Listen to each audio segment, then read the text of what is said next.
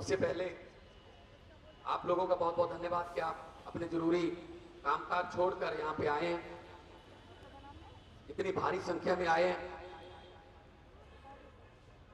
मैं आप सबका स्वागत भी करता हूं, नमस्कार भी करता हूं।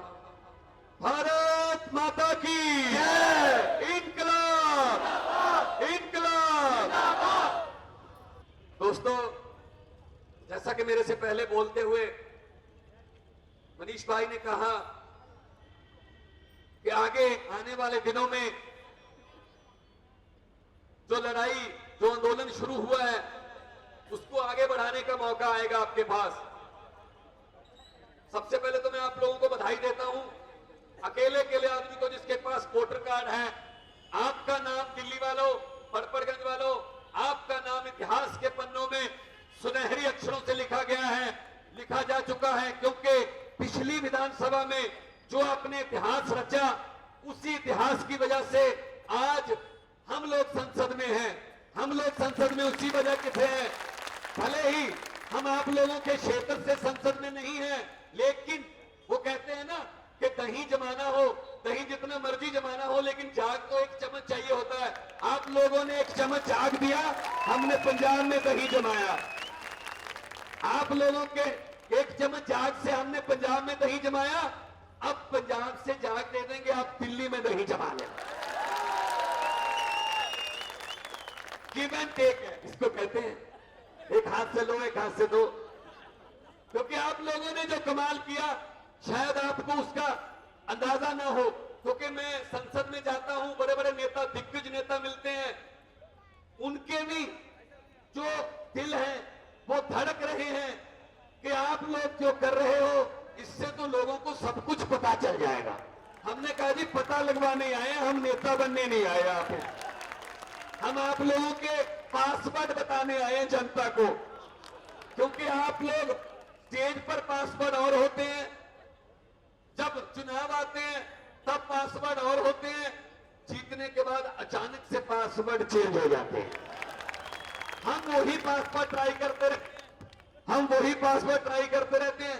उसके बाद आता है कि this password is very wrong, know try again. कहां से ट्राई करें? ये देखो ना, बीजेपी ने कितने पासवर्ड बदले हैं। क्या कहते थे? काले धन के बारे में क्या कहते थे? मैंने संसद में बोला, आपने सुना होगा। कहते जी हम चर्चा करवाने के लिए तैयार हैं।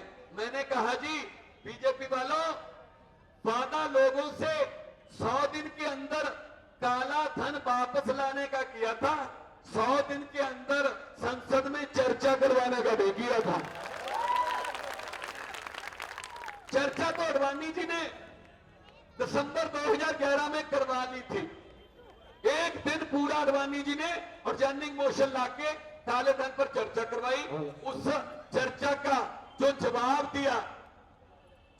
दिया कांग्रेस ने, क्या जवाब था कांग्रेस का? कांग्रेस का जवाब था कि जी इंटरनेशनल एग्रीमेंट्स हैं, इंटरनेशनल एग्रीमेंट जो हुए हैं बहुत से देशों के साथ, इसलिए काला धन लाने में बहुत मुश्किलें आ रही हैं। वही जवाब बीजेपी ने सुप्रीम कोर्ट में दिया है कि जी इंटरनेशनल एग्रीमेंट है, काला धन लाने में मुश्किलें आ रही हैं। इसका मतलब आप दोनों को पता था, इलेक्शंस में वादा करने से पहले भी पता था कि इंटरनेशनल एग्रीमेंट है। लेकिन मैंने संसद में पूछा कि मोदी साहब, आपने तो आंकड़े भी दे दिए थे कि हर भारतीय के खाते में 15-15 लाख रुपए आ जाएगा। आपने जनधन योजना के तहत जब लोगों के खाते खुलवाए तो पूरे देश के लोग खुश हो गए, शायद ये 15 लाख वाला खाता खुलवा रहे हैं, इसी में आएगा। आ गया जी, आ गया। मैंने कहा पहले साफ करो अपना काला मन, फिर आ सकता है काला धन। इनके मन काले हैं, ये दिल के काले लोग हैं। इनकी इच्छा शक्ति नहीं है। तो मैंने संसद में जब पूछा तो इनको जवाब देना पड़ा। पहले तो हमें 3 दिन संघर्ष करना पड़ा जी, 3 दिन चिल्ला के नारे लगा के कि प्रधानमंत्री को लोकसभा में बुला लो, मैंने कहा बीजेपी वालों, विदेशों से काला धन बाद में ले आना, पहले विदेशों से मोदी जी को ले आओ यार। मैंने तो मोदी साहब एक दिन आ गए, मैंने खड़े होकर कहा, मैंने कहा मोदी जी भारत की संसद में भी आपका स्वागत है। मैंने कहा प्रधानमंत्री जी बहुत घूम लिए विदेश में, कुछ दिन तो बताइए इस देश में। ये हालत हो गई, हमारे यहां कभी रहे ही नहीं वो। चलो चीन, चलो भूटान, चलो ईरान, चलो ब्राजील, चलो ऑस्ट्रेलिया, और मीडिया वाले भी खबरें कैसी देते हैं, अमेरिका जीतने के बाद अब ऑस्ट्रेलिया जीतने जा रहे हैं। अरे भाई वहां बातचीत करने जा रहे हैं, कुश्ती करने जा रहे हैं। तो हम लोग सोचते हैं शायद इसीलिए कह रहे थे कि 56 इंच का सीना है ना, तो ओबामा से लड़ना है। देश के लोगों की बात करो, कहां विदेशों की। पहले अपने देश को, अपने घर को ठीक कर लो, पहले अपने घर को ठीक कर लो। दोस्तों हालत क्या है? हालत यहां ये है, बेरोजगारी, महंगाई, गरीबी, ये गुंडागर्दी, इसकी वजह से आज जो देश के, पूरे देश के जो लोग हैं वो दलदल में धंसते जा रहे हैं। दलदल में ये कुछ नहीं कर सकते, सिर्फ कुर्सियां बदल जाती हैं। लेफ्ट वाले जो हैं वो राइट बैठे होते हैं, 5 साल के बाद राइट वाले लेफ्ट बैठे होते हैं। किस्मतें नहीं बदलती। पिछले 67 साल से देश आजाद हुआ है, किन्होंने याद करवाया था? भगत सिंह, राजगुरु सुखदेव, करतार सिंह सराभा, चंद्रशेखर आजाद, अशफाकुल्ला, ये ऐसे लोग थे, वीर सावरकर जैसे, लाला लाजपत राय जैसे अपनी जान दी। भगत सिंह जैसे योद्धाओं ने जान देश पर कुर्बानी इसलिए नहीं दी थी कि 23 मार्च को छुट्टी हो जाएगी, या 23 मार्च को हमारे चौक में लगे हुए बुद्ध के गले में ये करप्ट हाथों से ये हमारे गले में हाथ डाल देंगे फूलों का। दोस्तों अंग्रेजों ने तो भगत सिंह जैसे योद्धाओं को सिर्फ एक बार फांसी दी थी, लेकिन इन हमारे वाले काले अंग्रेजों ने 67 बार फांसी दे दी है उनको। मैं ये भगत सिंह की पगड़ी पहनकर जाता हूं संसद में, ये स्टाइल है उनका। हमने कसम खाई थी उनके छत्ती गांव में जाकर, मिट्टी की कसम उठाई थी कि आपके सपनों की आजादी को घर घर तक पहुंचाना है। जो इनके सपनों की आजादी थी वो तो सिर्फ लाल बत्ती और बड़े बड़े बंगलों तक रह गई, हम तक पहुंची नहीं वो आजादी। क्या हम आजाद हैं? चले थाने में, कोई रिपोर्ट लिख लेगा गरीब की, चले कचहरी में, कोई काम हो जाएगा पैसे के बिना? क्या ये आजादी है? चले स्कूल में 90%, 95% बच्चे के नंबर आ जाए, फिर भी नहीं रखेंगे कि डोनेशन दो। डोनेशन रिश्वत का एक सुधरा हुआ नाम है, डोनेशन। हाँ, रिश्वत के कई नाम है ना। ये बचपन में रिश्वत को डोनेशन कहते हैं जब छोटी होती है। फिर जब कार लेने जाते हैं वो कहते हैं कि 2 महीने की वेटिंग है, प्रीमियर दे दो। मैंने कहा ये क्या होता है? कहते ये भी रिश्वत होती है। तो रिश्वत के नाम रख रखे हैं अलग अलग से। ये आजादी है क्या? 67 साल हो गए। हर 15 अगस्त को तत्कालीन प्रधानमंत्री लाल किला से भाषण देता है, रटा रटाया और लिखा लिखाया। क्या होता है? आतंकवाद पर चिंता व्यक्त, महंगाई पर दुख व्यक्त किया गया, बेरोजगारी पर चिंता जाहिर की गई, बलात्कार पर चिंता व्यक्त की गई, महंगाई पर चिंता व्यक्त की गई। तालियां बजवा के आधे घंटे में फंक्शन खत्म हो जाता है। ऐ मेरे देश के वारसों, अब तो लाल किले के कबूतरों को भी भाषण याद हो गए होंगे। कम से कम अगर हमारी तकदीर नहीं बदल सकते, भाषण तो बदल लो, कोई भाषण तो नया दे दो। और अभी अभी मुझे बताया गया है कि वो महिलाएं जो आज पूरा दिन थाने में रही, जिनके बच्चे छोटे छोटे 8 महीने का बच्चा भी था, लेकिन वो फिर भी पूरा दिन थाने में रही, वो यहाँ पहुंच चुकी हैं। आप सबका स्वागत किया और हम सलाम करते हैं आपके जज्बे को, बहादुरी को। ये आपकी जीत है कि आपने आज वहां पे प्रदर्शन किया और हमने संसद में इस बात का मुद्दा जोरदार तरीके से उठाया और राजनाथ सिंह जी को बोलना पड़ा। और राजनाथ सिंह जी क्या बोले? स्टेटमेंट देखो मिनिस्टर की, होम मिनिस्टर की स्टेटमेंट है संसद में कुछ नहीं बोले अपनी तरफ से, सिर्फ FIR पढ़ दी। मैंने कहा ये तो सबको पता है कि क्या हुआ है। आलोचना करते, मैंने कहा आलोचना करने से नहीं होगा। दिल्ली की पब्लिक ट्रांसपोर्ट सेफ नहीं है, चाहे वो अमेरिका की कंपनी की टैक्सी हो, चाहे वो यहाँ भारतीय कंपनी की हो, चाहे DTC की बस हो। क्या होता है, पिछले दिसंबर में निर्भया कांड हुआ था, पूरा देश हिल गया था। उससे पिछले दिसंबर में भी दिल्ली में बहुत निर्मम तरीके से बलात्कार हुआ था, इस दिसंबर में भी हुआ है। राजनाथ जी, ये काला दिसंबर दिल्ली की महिलाओं और दिल्ली की लड़कियों को कब छोड़ेगा, कब इससे छुटकारा मिलेगा? काला दिसंबर। तो हम आपके जज्बे को सलाम करते हैं जी। यही आम आदमी की शक्ति है, यही आम आदमी पार्टी की शक्ति है। तो आओ इकट्ठे हो जाएं। हम लोग पैसा कमाने नहीं आए दोस्तों। पैसा कमाना होता तो मैं भी करोड़ों रुपए फिल्मों से, लाफ्टर शो से, विदेशों में शो करके कमा सकता था, करोड़ों कमा सकता था। लेकिन मेरे दिल में एक चीज है, दर्द है कि हंसी भी उस वक्त अच्छी लगती है जब चूल्हे में आग जल रही हो। हमारे चूल्हों में आग बुझ रही है, महंगाई की वजह से, बेरोजगारी की वजह से। मनीष भाई बहुत बड़े पत्रकार, अपनी नौकरी छोड़ दी। अरविंद केजरीवाल इनकम टैक्स के कमिश्नर, IRS ऑफिसर। आप लोग दुकानदार हो, व्यापारी हो, आपको तो पता होगा इनकम टैक्स का इंस्पेक्टर अगर एक बार बाजार में आ जाए, पूरा बाजार बंद हो जाता है। अगर वो चाहते हैं, अरविंद केजरीवाल वो तो कमिश्नर थे, ढेरों पैसे कमा सकते थे।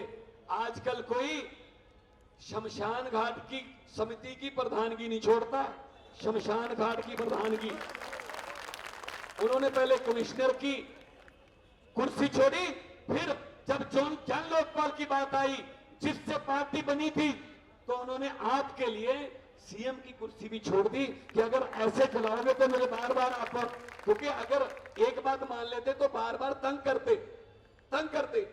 अगर जन लोकपाल को छोड़कर CM बने रहते तो दोस्तों यही मीडिया गोल चक्कर बना के अरविंद केजरीवाल की फोटो पर फिर कहता, ये देखिए कुर्सी से चिपक गए केजरीवाल, कहां गया जन लोकपाल। क्योंकि हमारे तो 28 थे, आज कांग्रेस के थे, बिना मांगे उन्होंने शर्त दी, सपोर्ट दी थी। लेकिन उस दिन वो नारे लगा रहे थे विधानसभा में, हम 40 हैं, हम 40 हैं। इसका मतलब उन्होंने तंग करने का प्लान बना रखा था। अब मैं आपको ये कहता हूं, आप लोग हर रोज टीवी देखते हो, एक ट्रेलर आ गया 49 सेकंड का, एक ट्रेलर बहुत अच्छा लगा आपको, क्या बात है, बहुत अच्छा है। तो वो फिल्म देखने जाओगे ना 3 घंटे की, अच्छा ट्रेलर अगर लगा तो 49 दिन का ट्रेलर आपको दिखा दिया। 5 साल की फिल्म देखनी है भाई तो आप वोट डाल दो और फिल्म देखते रहो।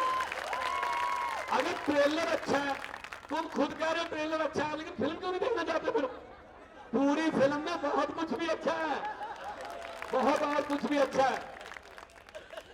इकट्ठे हो जाओ बस।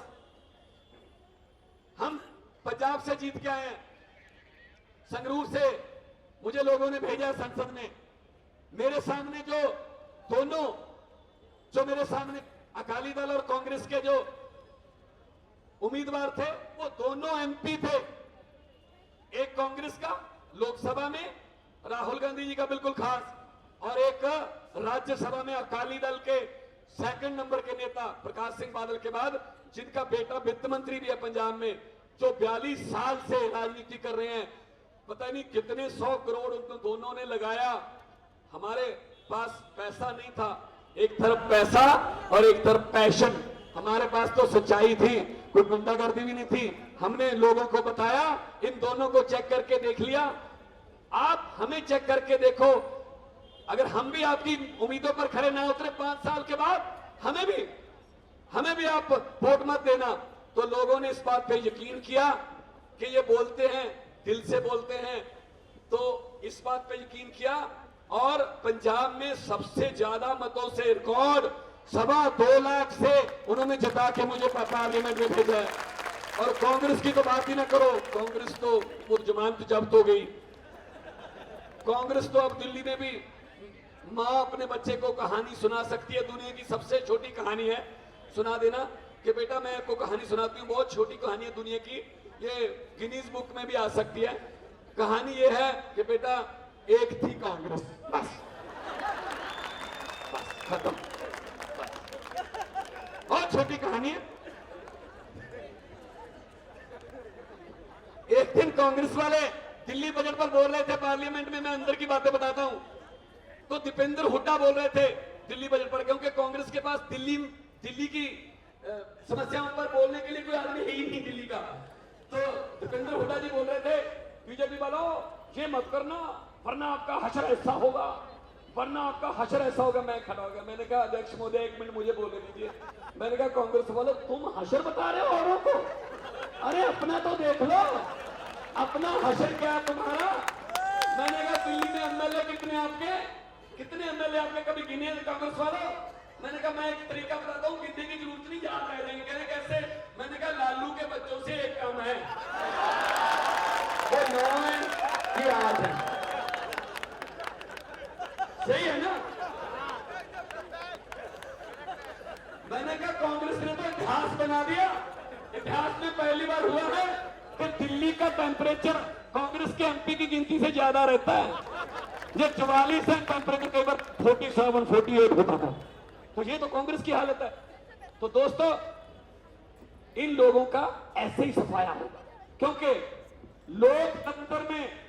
लोकतंत्र में हमेशा आप लोगों ने साबित कर दिया। पिछली बार संगरूर, फरीदकोट, पटियाला और फतेहगढ़ साहब के लोगों ने पंजाब में यह साबित कर दिया, पूरे देश को बता दिया कि लोकतंत्र में लोग बड़े होते हैं, नेता बड़े नहीं होते। ये पब्लिक है, जब चाहे आदमी अर्श पर, जब चाहे आदमी फर्श पर। बड़े बड़े नेताओं को लोगों ने धरती पे उतारा है। जो अपने आप को अहंकार करते हैं, जो अपने आप को लोगों से बड़ा समझने लगते हैं, उनको धरती पे ले आती है पब्लिक है, सब जानती है। लालू प्रसाद यादव क्या कहता था बिहार में? जब तक समोसे में आलू रहेगा तब तक बिहार में लालू रहेगा।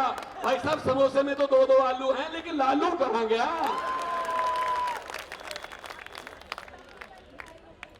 शीला दीक्षित क्या कहती थी जिस दिन इलेक्शन हुए दिल्ली के, नई दिल्ली विधानसभा में केजरीवाल जी उनके खिलाफ खड़े थे, तो अपना वोट डालने आई, तो मीडिया ने पूछा केजरीवाल का कोई असर तो नहीं होगा? तो शीला दीक्षित जी का बयान जो था वो क्या था? इंडियन एक्सप्रेस के मैंने फ्रंट पेज पे पढ़ा था, हु इज केजरीवाल? केजरीवाल कौन है? मेरा तो माथा उसी दिन ठनक गया था। मैंने कहा बीबी वोटा गिन लेने दो। जिस दिन मतों की गिनती हुई पता चल गया हु इज केजरीवाल। उसके बाद तो घर जाके बीजेपी वालों ने और कांग्रेस वालों ने अपने अपने घरों से सफाई वाली नौकरानियों को छुट्टी कर दी कि सुबह सुबह झाड़ू लेके आ जाती हो, इससे डर लगता है। कपड़े के पोछे लगाया करो। कपड़े के पोछे शुरू हो गए थे मनीष जी। ये है पब्लिक। अपने आप के लिए ताली बजा लो, ताली। ठीक है ना? सच्ची बात है ना? हाँ, ये पब्लिक की शक्ति है भाई। वो चौटाला खानदान जो हरियाणा में जिसके हुक्म के बिना पत्ता नहीं हिलता था, कहां है अब? बाप बेटा तिहाड़ जेल में। ये वक्त है, वक्त बहुत बड़ी चीज है, वक्त बहुत बड़ी चीज है। ये राजाओं को भिखारी बना देता है, भिखारियों के सर पे ताज टिका देता है। वही चौटाला खानदान जो हरियाणा में सोने के बिस्कुटों में खेलते थे। वक्त देखिए आजकल तिहाड़ जेल में आटे के बिस्कुट बनाने की ड्यूटी लगी हुई है। तिहाड़ जेल में बिस्कुट बनाने की फैक्ट्री है, वहां पे ड्यूटी है उनकी। ये वक्त है जी। तो पैसे वाले दिलों पर राज नहीं कर सकते, पैसे वाले हुकूमतें नहीं कर सकते। हुकूमत वो करते हैं जिनका दिलों पर राज होता है। हुकूमत वो करते हैं जिनका दिलों पर राज होता है। यूं कहने को तो बीजेपी वालों मुर्गे के सर पे भी ताज होता है। ये दिल से होता काम। मुझे पत्रकारों ने पूछा जब हम जीत के आए, नए जीत के आए, तो संसद में आए तो पत्रकार आ गए, मीडिया वाले, जी आप लोग तो सिर्फ 4 ही हो, क्या करोगे तुम 4 ही हो। मैंने कहा जी आपने अपने दादा दादी की कहानियां नहीं शायद सुनी, 4 ही चाहिए होते हैं। पूछ लो, हर कोई कहता भाई बस 4 मिल जाए और क्या है। मैंने कहा भ्रष्टाचार की, महंगाई की, गुंडागर्दी की, बेरोजगारी की अर्थी उठाने के लिए 4 ही काफी है। सो दोस्तों, ये हमारे बुजुर्गों का, हमारे गुरुओं पीरों का आशीर्वाद है। मेरी दादी एक कहानी सुनाती थी, छोटी सी, मैं सुनाता हूं आपको। हम भी एमपी हैं, मनीष भाई मिनिस्टर रहे हैं, दिल्ली में एमएलए हैं, आज हम भी आए हैं। क्या कोई आपने लाल बत्ती का हुक्म सुना? कोई गनमैन ये वो हमारे इधर उधर कोई आपको दिख जाए, कोई जो आपको धक्के मारने वाले? अरे जब कोई बेईमानी नहीं करनी, किसी के साथ धोखा नहीं करना, किसी का पैसा नहीं खाना, किसी पर झूठा पर्चा नहीं करवाना, किसी की जमीन पर नाजायज कब्जा नहीं करना, तो फिर किस बात का खतरा? आप सब लोग हमारे गनमैन ही हो, सबसे बड़ा गनमैन हो, वो सबसे बड़ा गनमैन। और ये बड़े बड़े नेता चलते हैं सड़कों पर, 550 गनमैन, बीच में एम्बुलेंस, फायर ब्रिगेड वाले भी बीच में। यार पंगे ही नहीं लिए छुपा के यार। अरे यार, तो 10 दिन पहले हाथ बांध रहे थे, अब कह रहे पड़े हो जाओ। अगर इतने ही जान को खतरा, कोई और काम कर लो, ये काम क्या जरूरी है? हम कर लेंगे।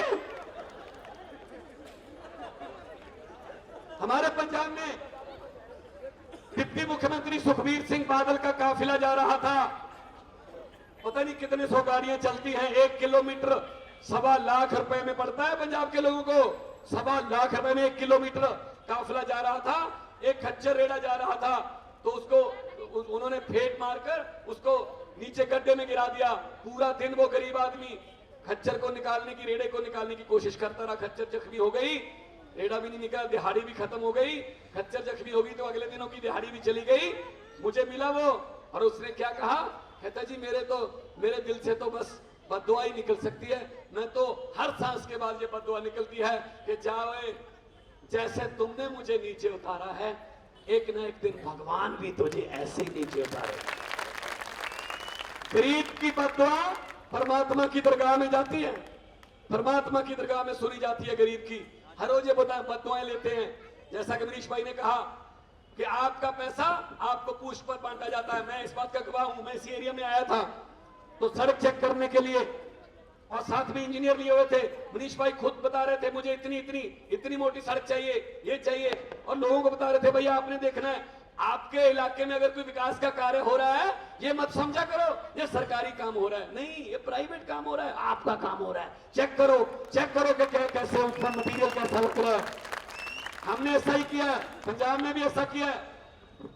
5 करोड़ रुपए एक एमपी को मिलता है पूरे साल में। लोगों को पूछ कर बांट रहे हैं। कल भी है, तो मैं सैटरडे संडे कंस्टिट्यूंसी में चला जाता हूं। कल भी 1.25 करोड़ रुपए के चेक बांट के आए हैं। वो चेक साइन करने के लिए जो हरा पेन है, वो किसने दिया है हमें? आप लोगों ने। तो वो हरा पेन अगर तुमने दिया है तो तुमको पूछ कर ही वो हरा पेन चलेगा। जहां कहोगे चलेगा, जहां नहीं कहोगे वहां नहीं चलेगा, वहां नहीं चलेगा। मेरी दादी छोटी सी कहानी सुनाती थी। गुरु नानक देव जी और भाई मर्दाना जी जा रहे थे कहीं उदासी पर। जब वो निकले थे दुनिया को सुधारने के लिए, तो एक गांव के लोगों को पता चल गया बहुत पहुंचा हुआ संत फकीर है, किस्मतें बदल देगा, इसकी संगत करते हैं। तो गुरु नानक देव जी के पास पहुंच गए। गुरु नानक देव जी ने पूछा भाई किधर? वो कहते जी हम तो आपके साथ चलेंगे। तो गुरु नानक देव जी ने कहा हम सत्य के रास्ते पर चलने वाले आदमी हैं। सत्य के रास्ते बहुत मुश्किल होते हैं, सत्य के रास्ते बहुत मुश्किल होते हैं, आपसे चला नहीं जाएगा, आप गृहस्थी वाले आदमी हो। कहते नहीं जी चलेंगे। कहते चलो। आगे चलते गए तो साइड पर चांदी के बड़े बड़े ढेर नजर आने लगे। चांदी, तो जिनको चांदी चाहिए थी उन्होंने चांदी उठाई। कहते छोड़ो सत्य को, हमारा काम बन गया, हम चलते हैं। काफिला आधा रह गया। गुरु नानक देव जी ने पूछा भाई सब तुम नहीं गए? तो उन्होंने कहा हम चांदी नहीं हमें चाहिए, हम तो सत्य पे रास्ते पे चलेंगे। कहते और भी कठिन रास्ते आ सकते हैं। कहते कोई बात नहीं आने दो। आगे गए तो सोने के ढेर नजर आने लगे। जिनको सोना चाहिए था उन्होंने सोना उठाया। कहते चांदी वालों से तो चलो अच्छी रह गए, चलो सब्र का फल थोड़ा और मीठा हो गया।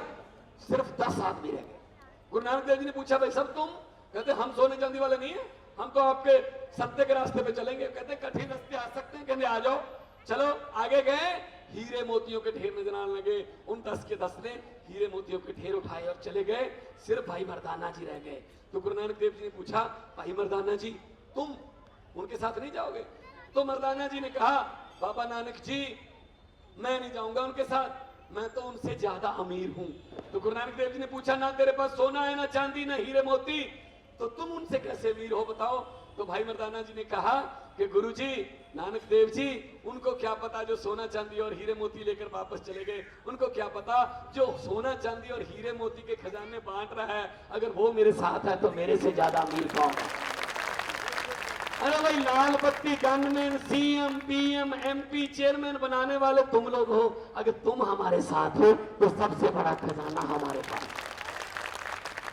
इनके यहां रैलियों में दिहाड़ी पर लोग लाए जाते हैं कि इतने पैसे ले लेना, आते हुए शराब भी पिलाएंगे, ऐसे लालच देके।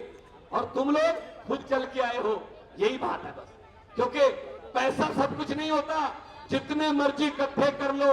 मैं इन जो लुटेरे देश को लूट रहे हैं उनके नाम एक शेर कर रहा हूं, जितने मर्जी इकट्ठे कर लो, पैसे, हीरे, मोती, मगर ख्याल इतना रहे कफन पे जेब नहीं होती।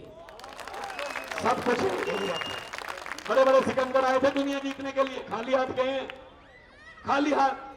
तो पैसे से लोगों के दिलों में नहीं बसा जा सकता। जैसा कि ये बीजेपी वाले सोच रहे हैं, हम 5,000 करोड़ 10,000 करोड़ लगा देंगे दिल्ली पर। मैंने कहा जितने मर्जी लगा देना। एक पंजाब में भी ऐसा हुआ, एक मेरे पास आए कांग्रेस के, कहते जी हम जीतेंगे। मैंने कहा कैसे? कहते हम लोग ना क्या करते हैं, रातों रात ना झंडियां अपनी हर घर पर झंडी लगा देते हैं। जब घर पे पार्टी की झंडी लग जाती है ना छोटी, तो शर्मो शर्मी ना वोट डालना पड़ता है। मैंने कहा पब्लिक को इतना भी बुद्धू मत समझो, तुम लोग रहते हो हेलीकॉप्टरों में, हम लोग रहते हैं लोगों में, लोग आपसे भी तेज हो गए हैं। कहते कैसे? मैंने कहा झंडियों पे मत रहना, आजकल लोग इतने इतने कमाल का सोचते हैं। कहते क्या? मैंने कहा घर पे झंडी किसी और की, जेब पे बिल्ला किसी और का, स्कूटर पे स्टिकर किसी और का, पैसे किसी और से, दारू वारू किसी और से, अंदर जाके काम किसी और का ही कर देते हो। ऐसे ही करते हो ना, इस बार भी ऐसे ही कर दो। समझ गए ना? हाँ, ये समझते हैं पता नहीं हम पागल हैं। इनको बहुत टाइम हो गया हमको बुद्धू बनाते हुए। अब नहीं चलेगा, अब ऐसा काम नहीं चलेगा। लोग सब समझते हैं कि कौन अच्छा है, कौन अपना घर बार छोड़ के आप लोगों के बीच घूम रहा है, कौन अपनी नौकरी छोड़ के, अपने बिजनेस छोड़ के घूम रहा है। तो इसलिए दोस्तों, दिलों में बसने के लिए पैसा जरूरी नहीं होता। एक बादशाह था, उसने अपने वजीरों को, सलाहकारों को बुलाया कि मैं लोगों के दिलों में बसना चाहता हूं, लोग मुझे नफरत क्यों करते हैं? तो वजीरों ने कहा कि जी छोटी सी बात है, खजाने का मुंह जनता की तरफ खोल दो, खजाना लुटा दो तो लोग आपकी वाह वाह करेंगे, बल्ले बल्ले हो जाएगी।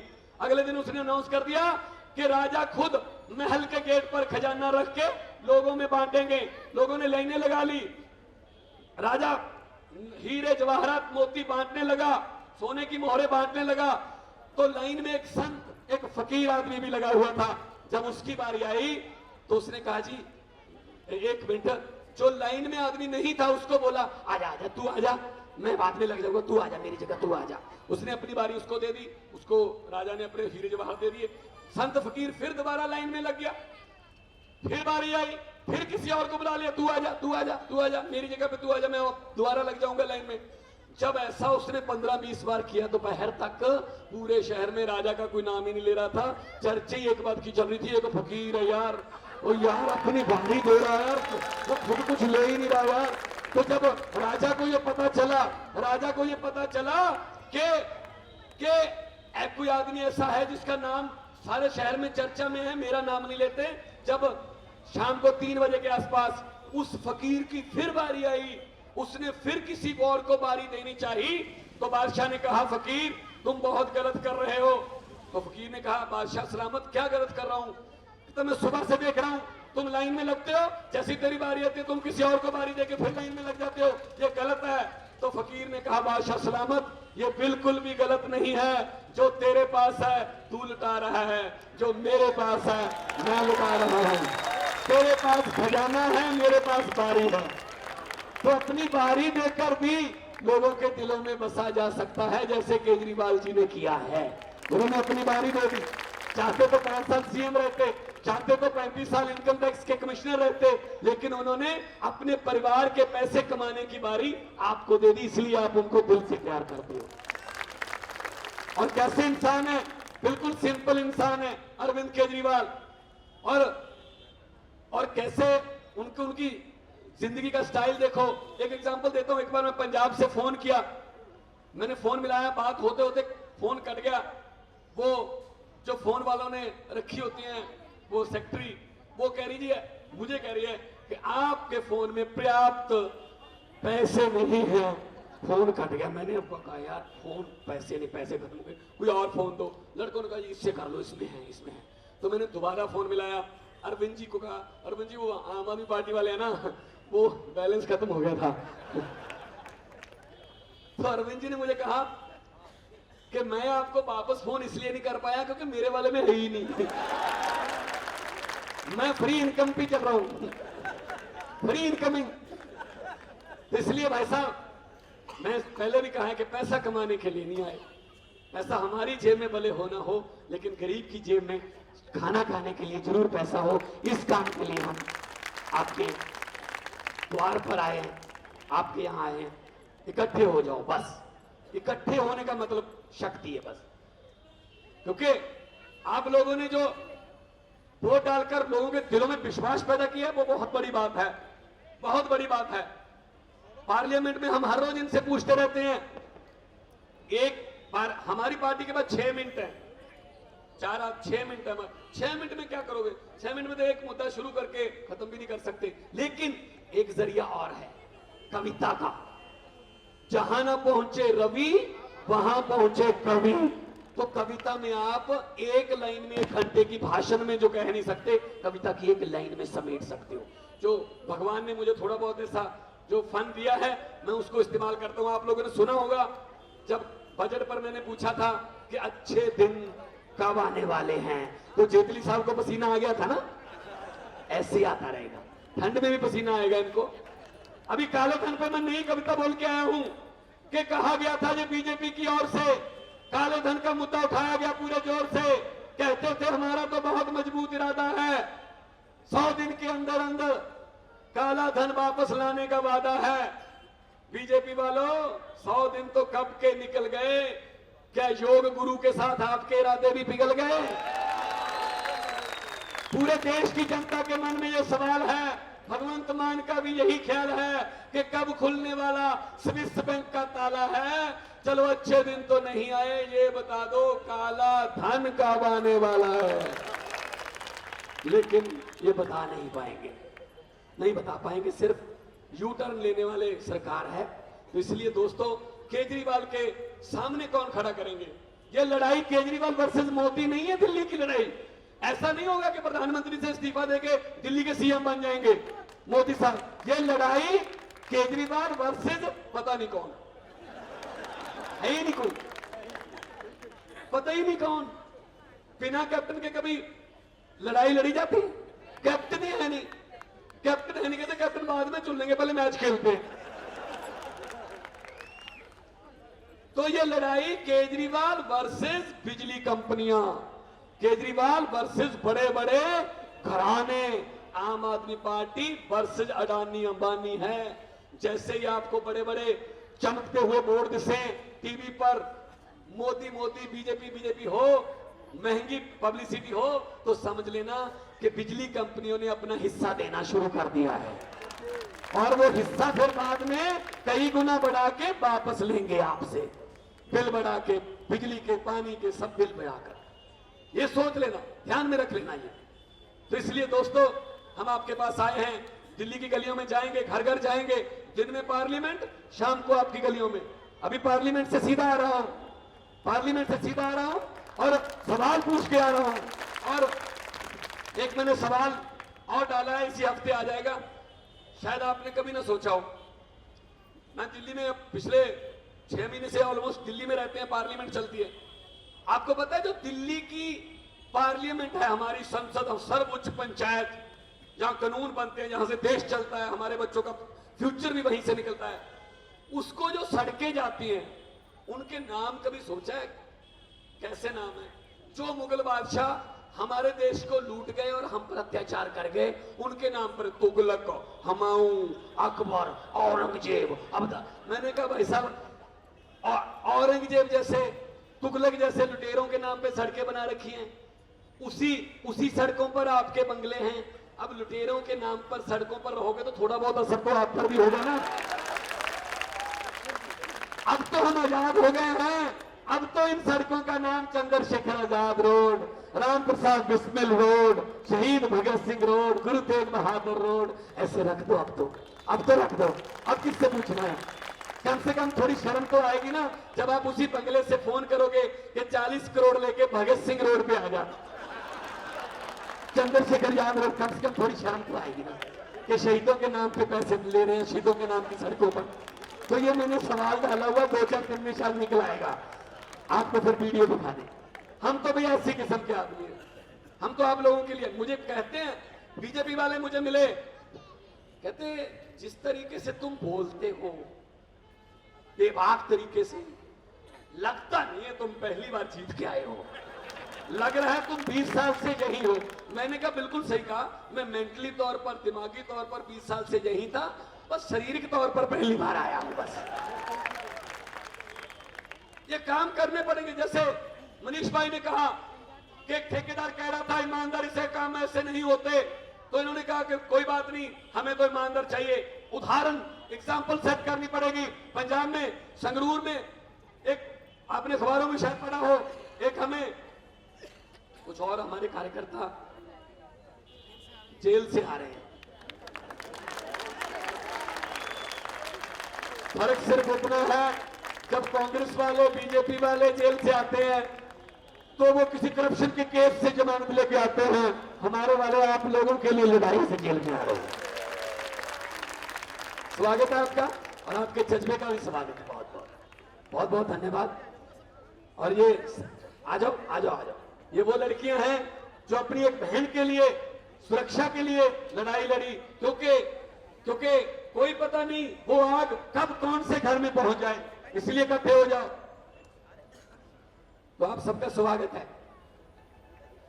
और जिस दिन वोट डालने जाओगे, पड़पड़गंज वालों याद रख लेना, जिस दिन वोट डालने जाओगे, मैं ये नहीं कहता किसको वोट डालो, चलो तो आपकी मर्जी है, लोकतंत्र में आपकी मर्जी है। जिस दिन वोट डालने जाओगे, एक बात को ध्यान में रख लेना कि वो जो बटन है ना मशीन का, जिसको दबा के आओगे, वो बटन ना तो पंजा का है, हाथ पंजे का भी नहीं है, ना ही झाड़ू का है, ना ही लालटेन का है, ना ही कमल के फूल का है, ना ही किसी सीढ़ी का या टॉर्च का है। वो बटन असल में आपके बच्चों की किस्मत का है। अगर किसी गलत बहकावे में आकर, रिश्तेदारों के दबाव में आकर, पैसा या कुछ ऐसे नशे के बहकावे में आकर गलत बटन दबा के आओगे, इसका मतलब 5 साल के लिए अपने बच्चों की किस्मत को गलत हाथों में आपने बेच दिया। बस ये बात ध्यान रख लेना, इस बात का ध्यान रख लेना जिस दिन वोट डालने जाओगे, क्योंकि इन पर यकीन मत करना। क्या चेंज आ गया जी? 282 एमपी हैं बीजेपी के, उनमें से 117 एमपी वो हैं जो पिछले साल कांग्रेस में थे, उनके अच्छे दिन तो चल रहे हैं। 4-5 तो मंत्री ऐसे हैं जो हर कैबिनेट में होते हैं यार, हर सरकार में मंत्री होते हैं। रामविलास पासवान, मैंने कहा जी पासवान के मामले में मैं आपको एक सलाह दूंगा, पासवान जी की शपथ ही बदल दो। ये शपथ लें कि मैं शपथ लेता हूं, जो मर्जी शपथ ले, मैं तो शपथ लूंगा। क्या चेंज आ गया? ये बांदर छिड़प्पा वाले नेता हैं। जंगल में एक बंदर ने लोगों का कत्ल कर लिया, जानवरों का कत्ल कर लिया, पूरे जानवरों का, और उनको झूठ बोल दिया, ऐसे फेंक दिया कि मेरी शेर से बात हुई थी कल रात, बहुत लंबी बातचीत हुई थी। शेर ने खुद कहा है कि मेरी सेहत ठीक नहीं है, मुझसे राज नहीं चलेगा जंगल का, तू जंगल का राजा है।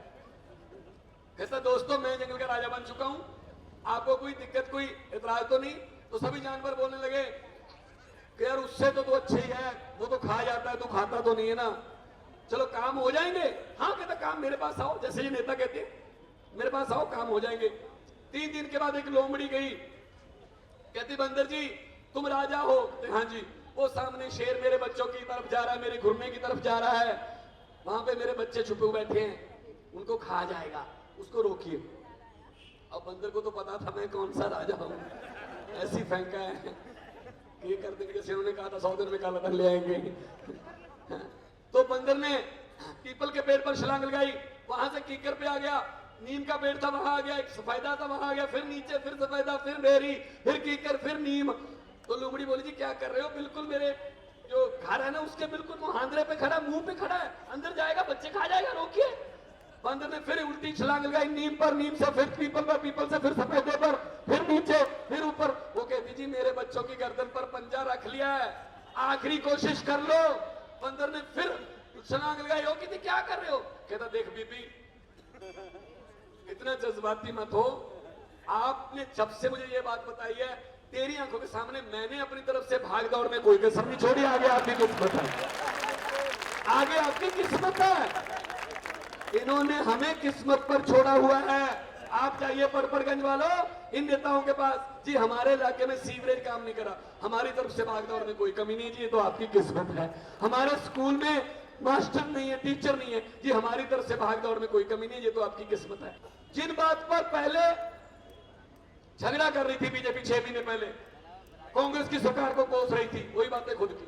पहले किराया बढ़ाया रेल का, फिर नंबर आया तेल का, 10 साल खुद ही करते रहे नुक्ताचीनी, आते ही 2 रुपये किलो महंगी कर दी चीनी। हर कोई सपने दिखाकर आम आदमी को ठग रहा है। गवर्नमेंट जी अब हमें डर चीन से नहीं चीनी से लग रहा है। पूछ रहे पूरे देश के चाय वाले हैं, महंगाई की वजह से खाली चाय के प्याले हैं, लोगों को तो 2 वक्त की रोटी के भी लाले हैं। सरकार जी प्लीज बता दीजिए अच्छे दिन कब आएंगे?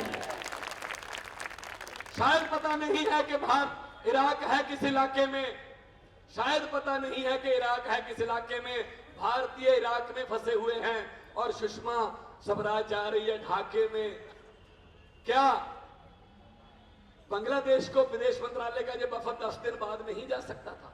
क्या कंधार की तरह विदेश मंत्री का जहाज बगदाद नहीं जा सकता था? हमारे देश के लोग तो बहुत हिम्मत वाले हैं, जिन्होंने इस महंगाई के दौर में भी बच्चे पाले हैं। लूटने वाले ज्यादा और गिनती के रखवाले हैं। बस सरकार जी अब तो बता दीजिए अच्छे दिन कब आने वाले? कल रात मेरे सपने में बुल ट्रेन आई। हाँ सपने में तो आ सकती है ना, चलो धरती पर तो अभी नहीं आई। कल रात मेरे सपने में बुलेट ट्रेन आई, मैंने कहा जी बधाई हो बधाई, सुना है तुम मेरे देश आ रही हो, मेरे देश की तरक्की की स्पीड बढ़ा रही हो। उदास होकर बुलेट ट्रेन बोली मेरा शिकवा किसी गाय या भैंस से नहीं, अरे मैं बिजली से चलती हूं गोबर गैस से नहीं। हम तो आम आदमी पार्टी वाले हैं, हमने तो हर सरकार से डंडे खाले हैं, हमने तो संसद में और सड़कों पर ये पूछने के लिए ही मोर्चे संभाले हैं कि बताइए सरकार जी अच्छे दिन कब आने वाले हैं? इंकलाब दोनों हाथ ऊपर करके, क्योंकि हमारी पार्टी का नारा आदमियों का नहीं है, केजरीवाल जिंदाबाद, भगवंत मान जिंदाबाद, मनीष सिसोदिया जिंदाबाद नहीं है। हमारी जिंदाबाद उन शहीदों की है जिनके सपनों की आजादी को आपके घरों तक पहुंचाने के लिए लड़ाई लड़ रहे हैं। उनकी आत्मा यहीं कहीं भटक रही होगी, उनको थोड़ा सुकून मिल जाएगा। चलो कुछ तो हैं जिन्होंने अभी इंकलाब का दिया बुझने नहीं दिया, और इंकलाब के इस दिए को एक बार जला लिया। इसमें तेल की जगह भले ही हमें अपना खून डालना पड़े, लेकिन ये दिया बुझना नहीं चाहिए। दोनों हाथ ऊपर उठाकर नारा लगा दो, संसद तक आवाज आए कि परपरगंज में कुछ हो रहा है। इंकलाब, इंकलाब, इंकलाब, भारत माता की, भारत माता की। बहुत बहुत मेहरबानी।